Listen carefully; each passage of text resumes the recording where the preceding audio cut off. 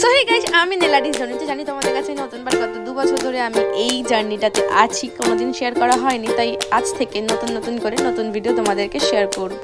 ক্লায়েন্টের বাড়ি গিয়ে পুজোটার সাথে মিট করে নেল লাগিয়ে ভালোভাবে প্রিপারেশন করে জাস্ট র্যান্ডম একটা শেপ দিয়ে নিয়েছিলাম, তারপরে ভালোভাবে বাফ করে নিচ্ছিলাম ড্রিল দিয়ে, অনেক আস্তে আস্তে কাজটা করেছিলাম।